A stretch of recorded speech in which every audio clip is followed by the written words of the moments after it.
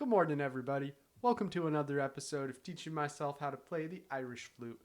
In today's episode, I have not prepared any new content for you. I thought it would be interesting to play through all 6 of the repeated tunes that I'm working on, and just quick recap on all the skills I've learned so far, and I'm trying to learn so far, for those of you who are new to this series and my channel. Okay, so quick recap. I'm learning Irish music because I suppose I'll say friend at college recommended me this series of Playing Outside the Lines, which is an instructional series on how to play Irish flute. I've got some free time this summer to work through it, and I'm capitalizing on it by making a YouTube series out of it. And it's getting views so far. You know, like new YouTuber views. I'm getting like 50 a video. You know, it's pretty good for somebody who just made a channel 2 weeks ago. So the first book here is primarily explanations of some of the more simple concepts, as well as like fingering exercises for people learning a simple system flute. That's this type. It's made of wood. I have a Bohm classical flute, which is made of metal. And then this is the second book in the series, which focuses a lot more on the specific articulations of Irish music. And there's a third book, which I haven't started working on yet, so I won't try to summarize what's in it. In the first volume, there are 3 main articulations which are covered. First is getting in the habit of slurring every note as opposed to putting a tongue on it. So that sounds like, as opposed to. That's a pretty simple concept to grasp, I think. There's also the concept of a backbeat, which is like an accent, but at the end of a note as opposed to the start of a note. It doesn't make sense on long notes. However, if you're playing a triplet, which has 3 notes in one beat, it does make sense. You don't add the extra articulation on the first or the second note. You want to articulate the third note more. So that sounds kind of like.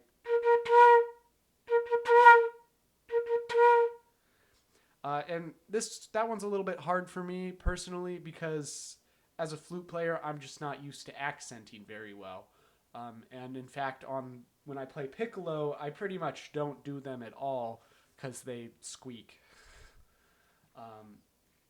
What else is there in this one? Oh, it also discusses breathing as not just being a way to get your air, but as an actual musical element, which is a little different from classical music. That sounds like this, but a bit quieter. Then in the second book, there's, I think, 6 articulations, of which I've learned 3 or 4 so far. No, in this book, there's 7 articulations it teaches, and I have practiced on 3 of them. And those are glottals, finger vibratos, and slides. In order, a glottal is a articulation you make with the back of your throat as opposed to your tongue. It sounds like this. It's a very harsh note, and I'm noticing I'm like squeaking it. I'm playing it up, not an octave, an embouchure. I think I'm overblowing. Is that the word? I know I did this intentionally in high school at one point, but I forgot what it's called. What else? Then the finger vibratos are a vibrato you do by moving your finger over the hole of a flute as opposed to with your throat.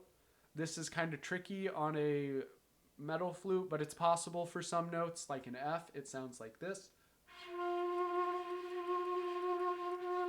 And that's different from my regular F vibrato, which sounds like this.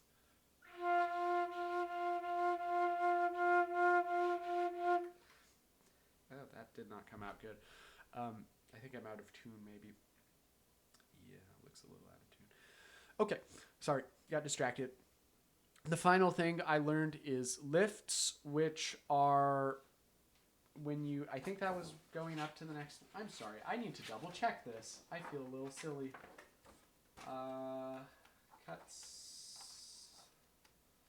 lifts. No, these are not lifts. These are slides. I really fumbled the ball on that one. My bad. Yeah, slides. You gradually raise the key to go to the next note higher.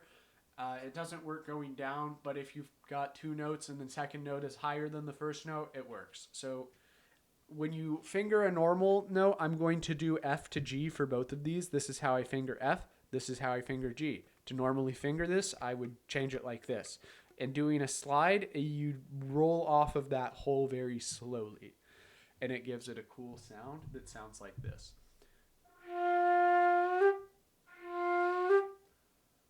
Hey, Moose. My cat just walked into the room. Do you want to see my cat? Yeah, you do. Hey, Moose. Come here. Hey, if you let me pick you up so I can show the nice people on YouTube what you look like. You can have some food. Just 10 seconds, okay? This is Moose. She didn't really want to be on camera, but I just gave them food. That's why she's in the room. Sorry, Moose. Anyways, I'm going to get into some songs, specifically the 6 songs that I'm repeatedly working on.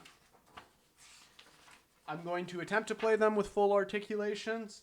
If I don't feel confident doing that, it will most likely just be slurred and not very articulated. But this is both me sharing this part of my musical process as well as trying to make it sound good, I think. Yeah. So this first piece is a piece called Boiled Goat Milk. It's in 6/8, and it's pretty jivey.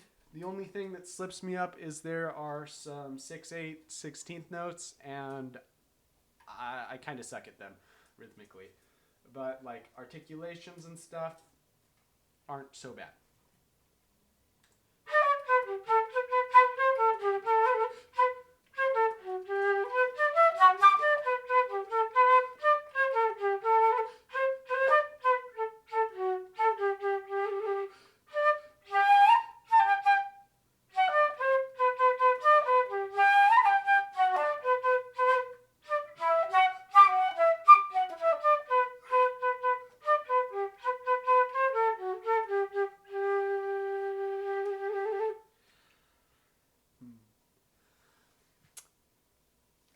Yeah, that's the gist of it. This is one of the ones I've played least. The 16 notes, it actually deterred me from practicing it a lot because I'd fail rhythmically, and that discourages me from practicing articulations.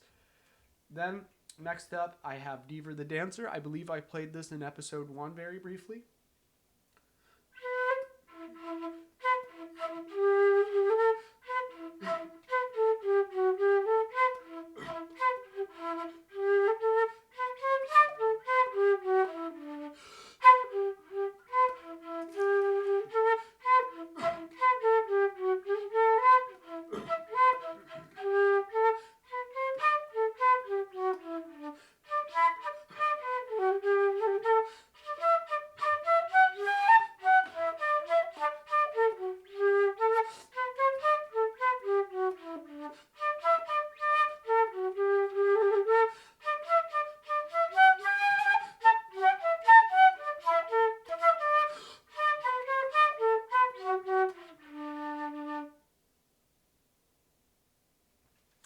Yeah. And then next is the Dingle Regatta. This is the one I have practiced the most. No, disclaimer, this does not mean it will be good.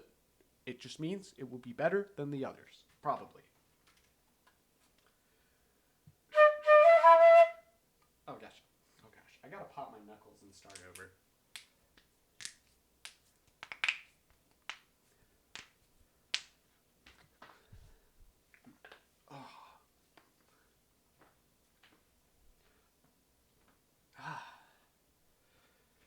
Just a personal thing, but sometimes if like my knuckles are all like locked up, I can't play as good or as efficiently.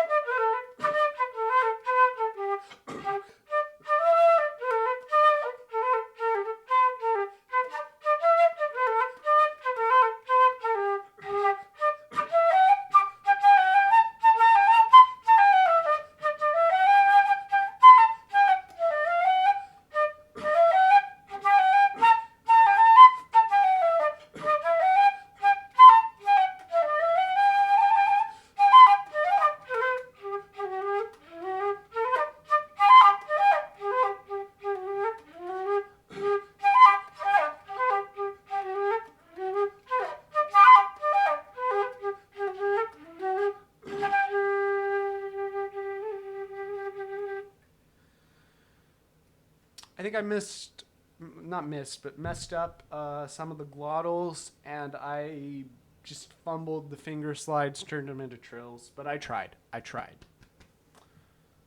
The next piece is called My Love is in America.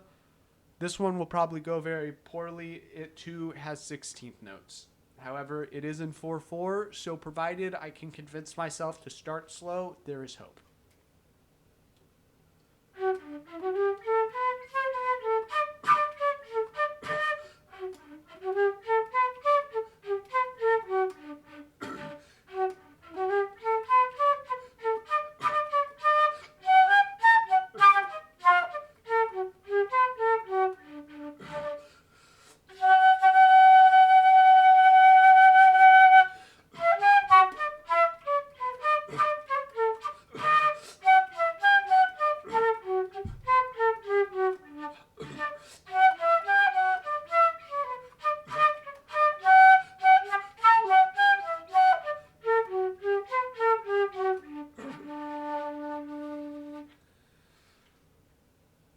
Actually, that went a lot better than I thought. Only things I noticed I did wrong are I think I made a few rhythmic errors, and my low Ds were pretty quiet, but it's not like they fell out of tune or anything while trying to make them loud, so I'll take it. Next piece is called The Pretty Blue Seagull.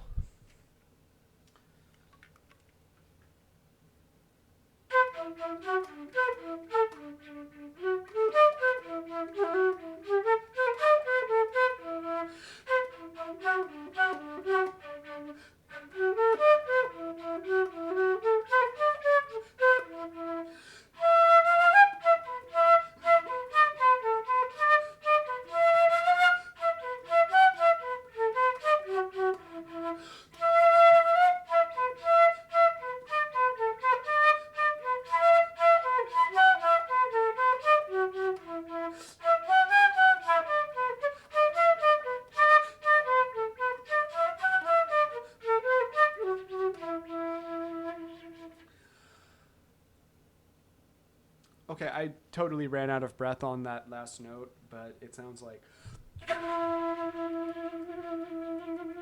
if I play it by itself. And finally is a piece called The Congress Reel.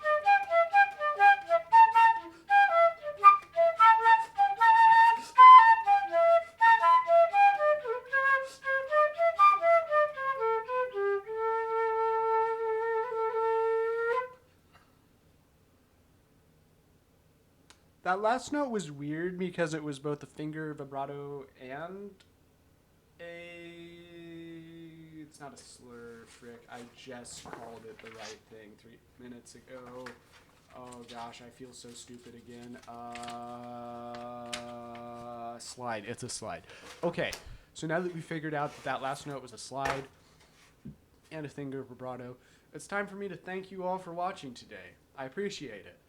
Please leave a like and subscribe if you enjoyed, or even if you don't, help me out. I'm not just saying. And have a wonderful rest of or end of your day / tomorrow. Freaking make it your whole life, man. See ya.